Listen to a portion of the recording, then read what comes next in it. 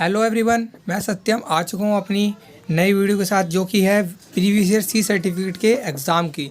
ये वही सभी क्वेश्चंस हैं जो पिछले साल सी सर्टिफिकेट के 2019 में आए थे, और यही वो क्वेश्चंस होते हैं जो 70 से 80% क्वेश्चंस जो होते हैं वही सेम हर बार रिपीट होते हैं हर साल पेपर में। तो इस वीडियो को पूरा देखिएगा और सभी क्वेश्चंस को ध्यान से समझिएगा, क्योंकि इसको सभी आंसर्स को मैंने खुद ही लिखा है। तो वीडियो को लास्ट तक देखिएगा। तो वीडियो को शुरू करते हैं।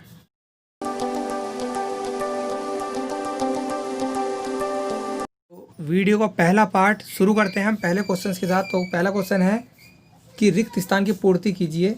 तो पहला क्वेश्चन है ड्रिल डैश प्रकार की होती हैं। तो मैं पढ़ा चुका हूँ, ड्रिल 2 प्रकार की होती हैं। दूसरा, सावधान पोजीशन में पंजों के बीच में कितने डिग्री का कोण होता है? तो जैसा कि आप जानते हैं 30 डिग्री का कोण होता है। अगला क्वेश्चन कि विश्राम पोजीशन में 2 एड़ियों के बीच में कितना फासला होता है? तो 2 एड़ियों के बीच में 12 इंच का फासला होता है। चौथा फिलअप, सलामी शस्त्र किन किन अधिकारियों को दिया जाता है? तो इसका सही उत्तर है मेजर या उससे ऊपर के रैंक के अधिकारियों को सलामी शस्त्र दिया जाता है। पांचवा फिलअप, सैल्यूट कितने प्रकार के होते हैं? तो सैल्यूट 3 प्रकार के होते हैं, दाहिना, बाइना और सामने का। तो ये है 5 रिक्तस्थान। अब बढ़ते हैं इससे आगे। अगला है लाइन तोड़ और विसर्जन में क्या अंतर है? तो इसका अंतर है, जो लाइन तोड़ है इस स्थिति में सैल्यूट नहीं दिया जाता, और लाइन तोड़ने वाला कैडेट कुछ समय पश्चात पुनः परेड में शामिल हो जाता है। यह परेड की समाप्ति न होकर केवल एक विराम की अवस्था है। तो जैसे कि आप लाइन तोड़ है वो सिर्फ 5 मिनट का या 2 मिनट का ब्रेक होता है। जो बात करें विसर्जन की, तो विसर्जन के आदेश पर दाहिने और मुड़ें, 2-3 कदम आगे बढ़ें और लाइन तोड़ दें, और इसके बाद तेज़ी से ग्राउंड को छोड़ दें। विसर्जन के बाद परेड खत्म हो जाती है। अब बात करते हैं अगले क्वेश्चन की, जो कि तीसरा क्वेश्चन है। अगला क्वेश्चन है तीसरा कि फुट ड्रिल के उद्देश्य लिखो। तो फुट ड्रिल के जो उद्देश्य होते हैं, पहला है कि कैडेट में अनुशासन की भावना उत्पन्न करना। दूसरा, परस्पर मिलजुल कर कार्यवाही करने की भावना का विकास करना। तीसरा, कैडेट की स्वच्छ यूनिफॉर्म पहनने के लिए प्रेरित करना। चौथा, उच्च अधिकारियों कमांड एवं कंट्रोल करने में सहायता प्रदान करना। और आखिरी है कि कैडेटों में कर्तव्य पालन, आत्मविश्वास, राष्ट्रीय गौरव और कार्यकुशलता की भावना का विकास करना। ये कुछ 5 पॉइंट्स हैं जो कि फुट ड्रिल के उद्देश्य में है। अब बात करें अगले क्वेश्चन की, तो अगला क्वेश्चन है MPI क्या है? ये सी सर्टिफिकेट के पेपर में पूछा गया था MPI क्या है, जो कि मेन पॉइंट इम्पैक्ट, यानी फायर का वह ग्रुप जो लगातार एक ही समय में की गई फायरिंग के स्थान के आसपास की सभी गोलियों का मुख्य बिंदु होता है। यानी जब हम फायरिंग करते हैं और बहुत सारी फायरिंग गोलियां जो एक साथ करते हैं, उनका जो ज्यामितीय बिंदु यानी एक सेंटर पॉइंट माना जाता है, उसी को MPI कहते हैं, यानी मेन पॉइंट इम्पैक्ट। इसकी फुल फॉर्म भी याद रखिएगा, आ सकती है। अगला क्वेश्चन है रेगिस्तान की पूर्ति कीजिए। तो पहला है 5.56 mm इंसास राइफल की खाली मैगजीन के साथ वजन कितना होता है? तो खाली मैगजीन के साथ इसका जो वजन होता है 4.65। अगला क्वेश्चन है 5.56 mm इंसास राइफल में कितने राउंड भरे जाते हैं? तो 20 या 30 राउंड भरे जाते हैं। अगला 0.22 डीलक्स राइफल की कारगर रेंज कितनी होती है? तो 25। अगला क्वेश्चन है रिक्त स्थान की पूर्ति कीजिए, जिसमें पहला क्वेश्चन है कि 5.56 mm इंसास राइफल का खाली मैगजीन के साथ वजन कितना होता है? तो खाली मैगजीन के साथ उसका वजन होता है 4.01 kg, और भरी हुई के साथ होता है 4.6। ये मैंने भरी हुई का लिख दिया, तो इसे भी याद कर लीजिएगा। 4.6 भरी हुई मैगजीन के साथ होता है और 4.01 kg खाली मैगजीन के साथ होता है। अगला क्वेश्चन 5.56 mm इंसास राइफल में कितने राउंड भरे जाते हैं? तो इसमें 20 या 30 राउंड भरे जाते हैं। तीसरा क्वेश्चन 0.22 राइफल की कारगर रेंज कितनी होती है? जो कि होती है 25 गज। चौथा, 0.22 राइफल की लंबाई कितनी होती है? तो इसका सही उत्तर है 43 इंच या 110 सेंटीमीटर। अगला क्वेश्चन 5.56 mm इंसास राइफल की कारगर रेंज कितनी होती है? तो इसकी कारगर रेंज जो होती है 400 से 600 मीटर होती है। अगला क्वेश्चन है फायरिंग रेंज पर अपनाए जाने वाले 5 सुरक्षा नियम। तो बात करें फायरिंग रेंज पर सुरक्षा नियम होगी, तो पहला है फायरिंग रेंज रिहायशी इलाके से दूर होनी चाहिए। दूसरा, फायरिंग रेंज हो सके तो तीनों तरफ से घिरी हो, जो फायरिंग रेंज हो तीनों तरफ से घिरी हो। तीसरा क्वेश्चन, फायरिंग शुरू होने से पहले 100 मीटर के दायरे में खतरे के निशान व लाल झंडे लगे हों। चौथी, फायरिंग रेंज पर 2 या 3 संतरी भी सुरक्षा के लिए उपस्थित हों। आखिरी, बिना आज्ञा के कोई कार्रवाई ना की जाए। जो चलाने वाला, फायरिंग करने वाला कैडेट या जवान है, उसके वो बिना किसी आदेश के फायरिंग ना करे। ये कुछ सुरक्षा नियम है। अगला, एनसीसी के उद्देश्य लिखो। तो एनसीसी के जो मुख्य उद्देश्य हैं 3 होते हैं, जिसमें से पहला है देश के युवाओं में चरित्र, सहचार्य, अनुशासन, नेतृत्व, धर्मनिरपेक्षता, रोमांच तथा निस्वार्थ सेवा भाव का संचार करना होना चाहिए। दूसरा, संगठित, प्रशिक्षित एवं प्रेरित युवाओं का एक मानव संसाधन तैयार करना जो देश की सेवा के लिए सदैव तत्पर हों। आखिरी, सशस्त्र सेवा में जीविका अर्थात करियर बनाने के लिए युवाओं को प्रेरित करने की दृष्टि से उचित वातावरण प्रदान करना। ये कुछ एनसीसी के 3 जो मुख्य उद्देश्य हैं वो हैं। अब बात करें अगले क्वेश्चन की, 8वां, भारत के किन्हीं 5 धर्मों के नाम लिखो। तो पहला धर्म है हिंदू, दूसरा इस्लाम, ईसाई, सिख, बौद्ध, जैन। मैंने और भी लिख दिया एक्स्ट्रा, आप इन्हें भी याद कर लीजिएगा। और जिन्होंने अभी तक चैनल को सब्सक्राइब नहीं करा वो चैनल को सब्सक्राइब करें, ताकि ये वीडियो ज़्यादा से ज़्यादा जो एनसीसी कैडेट हैं उनको हेल्प कर सके। और शेयर करें अपने दोस्तों को जिनके पास अभी तक जिनकी तैयारी अभी हुई नहीं है, उनको प्रीवियस ईयर का ये पेपर मिल जाए और उनको कहीं से कहीं हेल्प हो जाए। तो बढ़ते हैं अगले क्वेश्चन की ओर। अगला क्वेश्चन है राष्ट्र निर्माण के प्रमुख आधार लिखो। राष्ट्र निर्माण के, तो पहला है इकहरी नागरिकता, यानी संविधान में सभी देशवासियों को एकल नागरिकता प्रदान की गई है, जिससे क्षेत्रवादी जैसी राष्ट्रीय एकता बाधक मानसिकता का विकास ना हो। एकल नागरिकता हमें इस तरह की भावना पैदा करती है जिससे कि हम क्षेत्रवादी भावना से बाहर निकल के देश के प्रति अपना सम्मान जारी कर सकें। दूसरा, राष्ट्रभाषा, राष्ट्रीय एकता को परिपूर्ण बनाने में देश की भाषा का महत्वपूर्ण स्थान है। ये राष्ट्रीय निर्माण के कुछ आधार हैं।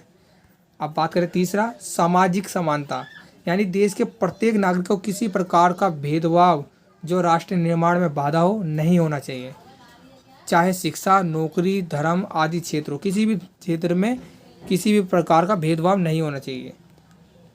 अगला है राजनीतिक एकता, यानी कि राजनीतिक एकता के परिणाम स्वरूप हमारा देश आज़ाद हुआ था। हमारा देश भी राजनीति के कारण ही हुआ था, तो जिससे लोगों के राष्ट्रीय एकता की भावना का उदय हुआ था, और यही राष्ट्रीय एकता हमें राष्ट्र निर्माण में सहायता करती है। अब बात करें आखिरी, धर्मनिरपेक्षता। राष्ट्र निर्माण में धर्मनिरपेक्षता पर बल दिया जाता है जिससे वे आपसी स्वार्थों को भूल जाएं। तो धर्मनिरपेक्षता, सभी धर्म समान है, इस बात पर अटल रहकर भी आप राष्ट्र निर्माण पर काम कर सकते हैं। अगला 10वां क्वेश्चन कि भारत की राष्ट्रीय एकता के मार्ग में आने वाले मुख्य 5 अवरोध लिखो।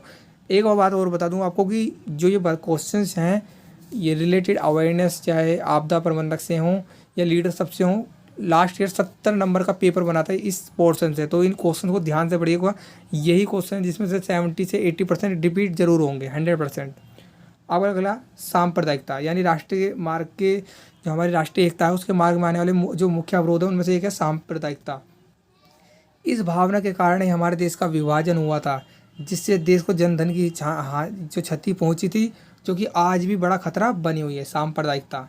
दूसरा, जातिवाद, देश की सभी जातियां विशेष रूप से वर्तमान में जातिवाद को हवा देने के लिए समान रूप से दोषी हैं। तीसरा,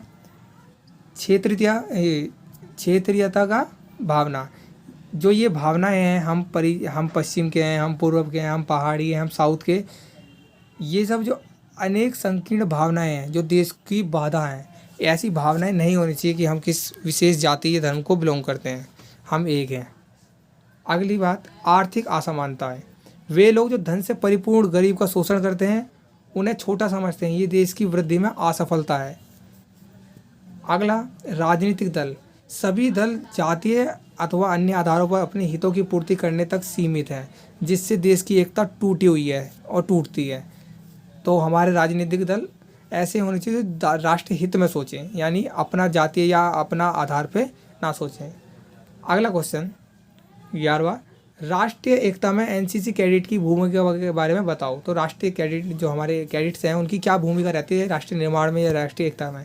पहली बात, जो सांप्रदायिकता, ऐसे जटिल मुद्दों के बारे में जागरूकता को फैलाकर कैडेट सांप्रदायिकता कम करके एकता को बनाए रखते हैं।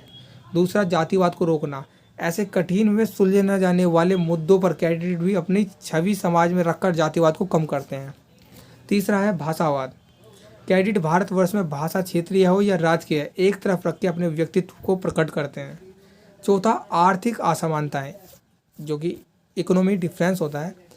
सेना या एनसीसी में कैडेट आर्थिक स्थिति को कभी देखकर रिश्ते या व्यवहार नहीं बनाता, वो इनसे परे है। आखिरी है धर्मनिरपेक्षता, सभी धर्म समान हैं, ये हमारे देश के कैडेट ने सभी जगह विस्तारित किया है। तो ये है 11वां क्वेश्चन, 12वां क्वेश्चन। अब अगला बढ़ते हैं, एक अच्छे नेता के अंदर कौन कौन से 10 गुण होते हैं। तो 10 गुण मैंने पहले ही बताए थे, पिछली वीडियो में अच्छी तरह से डिस्क्राइब करा था, अब बता दूं। पहला साहस और उत्साह, दूसरा राष्ट्रीय प्रेम की भावना, तीसरा तुरंत निर्णय लेने की क्षमता, कुशाग्र बुद्धि, विश्वसनीयता, अच्छा आचरण, धैर्य, दृढ़ संकल्प शक्ति, ईमानदारी और परिश्रम करने की भावना। ये सभी जो ट्रेड्स हैं, जो क्वालिटीज़ हैं अच्छे नेता की, लीडर की, तो मैंने बता दी, नहीं याद कर लीजिएगा। अब बात करते हैं अगले क्वेश्चन की। स्वामी विवेकानंद के 5 नेतृत्व के गुण लिखिए, जिसमें से उनका पहला गुण था कुशाग्र बुद्धि। इस गुण के कारण ही वे सभी प्रकार से योजनाओं का निर्माण करते थे और योजनाओं को समुचित रूप से क्रियान्वित करते थे। और उनका दूसरा जो ट्रेड थी, अच्छी गुण, नेतृत्व का गुण था, वो था अच्छा आचरण। उनका आचरण प्रत्येक दृष्टि से अनुकरणीय था, किसी के साथ आभद्र भाषा का जो प्रयोग नहीं करते थे और सभी का सम्मान और सहानुभूति देते थे। अगली उनके बाद जो बात थी वो धैर्य की थी। उनमें विपरीत परिस्थितियों में वांछित धैर्य रखने का गुण था और अपने साथियों का भी धैर्य बनाए रखते थे। अगली बात थी दृढ़ संकल्प। वह लक्ष्य को चयनित कर उसी दशा में अपने दृढ़ संकल्प के साथ काम करते थे। वो लक्ष्य को चयनित करते थे और उसी दिशा में दृढ़ संकल्प के साथ काम करते थे। अगली बात ईमानदारी, होनेस्टी। उनमें यह ऐसा गुण था जिससे वो बड़ी सफलता से दूसरों का विश्वास पात्र बन जाते थे, जो बहुत ही सरलता से वो दूसरों का विश्वास पात्र बन जाते हैं। अगर आपको क्लियर नहीं दिख रहा तो आप इसी PDF डिस्क्रिप्शन में से डाउनलोड कर लीजिएगा और उसे दोबारा पढ़ लीजिएगा। अब बात करता हूँ अगले क्वेश्चन की, नेतृत्व में सहनशीलता से आप क्या समझते हैं। तो इसका सही ऑप्शन है, क्वेश्चन है आंसर, कठिन परिस्थितियों में व्यक्ति की सहनशीलता की आस्था। दोबारा समझिएगा कि कठिन परिस्थितियों में व्यक्ति की सहनशीलता की जो अवस्था है, जो उसके व्यवहार को क्रोध या झिझक जैसी नकारात्मक से बचाती है। ये सहनशीलता है जो उसे कठिन परिस्थितियों में भी उसके व्यवहार को क्रोध जैसी नकारात्मक सोच से बचाती है। यह उनके व्यक्तित्व की चारित्रिक दृढ़ता का परिचय देती है, सहनशीलता, पेशेंस। अब बात करें अगला, ओनर कोड कॉन्सेप्ट क्या है। तो बहुत कम लोग ही जानते होंगे ओनर कोड कॉन्सेप्ट क्या है। ये क्या है कि छात्रों के लिए समुचित चारित्रिक विकास के लिए ओनर कोड कॉन्सेप्ट प्रारंभ किया गया है। यह एक उपयोगी माध्यम है जिससे किसी संस्थान और उसमें कार्य करने वाले लोगों में गुणात्मक सुधार हो, जो समर्थ नागरिक बनकर देश को मजबूत बनाए। जिसके 3 पार्ट्स हैं, अनुशासन, एकता और ईमानदारी। तो इसे याद रखिएगा। अगला है, एक अच्छे नागरिक के मुख्य कर्तव्य क्या हैं। पहला, देश के समस्त नागरिक संविधान का पालन करें और उनमें उल्लेखित आदर्शों, राष्ट्रध्वज और राष्ट्रगान का आदर करें। दूसरा, सभी नागरिक अपनी सामाजिक संस्कृति की गौरवशाली परंपरा का महत्व समझें और उनका वांछित प्रशिक्षण प्राप्त करें। तीसरा, भारत की प्रभुता, एकता और अखंडता की रक्षा करें। चौथा, सार्वजनिक संपत्ति को सुरक्षित रखें और हिंसा से सर्वथा दूर रहें। पांचवा और आखिरी, देश की रक्षा करें और आहवान किए जाने पर राष्ट्र की सेवा करें। ये एक अच्छे नागरिक के मुख्य कर्तव्य हैं। अब बढ़ते हैं अगले क्वेश्चन की। तो अगला क्वेश्चन है, एनसीसी की 5 गतिविधियां लिखिए जो कैडेट के व्यक्तित्व चरित्र के विकास में सहायक है। क्या क्या एनसीसी कैडेट के अंदर जो व्यक्तित्व होते हैं जो विकास करने में मदद करते हैं, जैसे कि समाज सेवा करके कैडेट्स में दूसरों के प्रति दया, उदारता, त्याग, परोपकार, सेवा, सहयोग आदि का विकास होता है। वृक्षारोपण करके कैडेटों की भावनाएं पर्यावरण के प्रति संवेदनशील होती हैं। ट्रैफिक कंट्रोल जैसे विभिन्न कार्यक्रमों में प्रतिभाग करके अपने अंदर कर्तव्यनिष्ठता का भाव उत्पन्न करते हैं। कैडेट्स को ऑब्स्टिकल कार्य कराया जाता है ताकि उनकी बुद्धि कुशाग्र बने और फिजिकल अच्छा हो। विभिन्न कैंपों में प्रतिभाग कर कैडेट आपसी मेलजोल, भाईचारा, नेतृत्व आदि गुण सीखते हैं। ये सब वो गतिविधियाँ जो कैडेट के चरित्र को और व्यक्तित्व को बदलती हैं। अगला है, व्यक्तित्व विकास में सहायता करने वाले जीवन कौशल कौन कौन से हैं। तो कौन कौन से जो कौशल्स हैं, यानी लाइफ स्किल्स कौन कौन सी होती हैं जो हमारे व्यक्तित्व को बदलती हैं। जिसमें लक्ष्य निर्धारण, लाइफ गोल, यह स्किल युवाओं को उनके जीवन में लक्ष्य निर्धारण करने में मदद करता है। दूसरा, विवाद समाधान, यह तकनीक दैनिक जीवन में आने वाली परेशानियों से निपटने हेतु विवाद समाधान ज्ञान प्राप्त करती हैं। आत्मचिंतन, तो इसका मतलब है चीज़ों को सही दृष्टि से समझनी होती, आत्मचिंतन जरूरी है। ये बात तो महात्मा गांधी जी ने भी कही थी कि हम सभी को आत्मचिंतन करना चाहिए। अगली बात, आत्मसम्मान, जिस व्यक्ति में आत्मसम्मान की भावना होती है समाज में अलग व्यक्तित्व प्रदर्शित करता है। यानी कि जो दूसरों को सम्मान करता है, जो अपना सम्मान करता है, उसके अंदर हमेशा दूसरों के प्रति एक सम्मान की भावना रहती है। अगला, निर्णय लेना, यानी किसी भी स्थिति में सही निर्णय लेना, ये हमारी एक लाइफ स्किल्स है जो व्यक्तित्व का विकास करती है।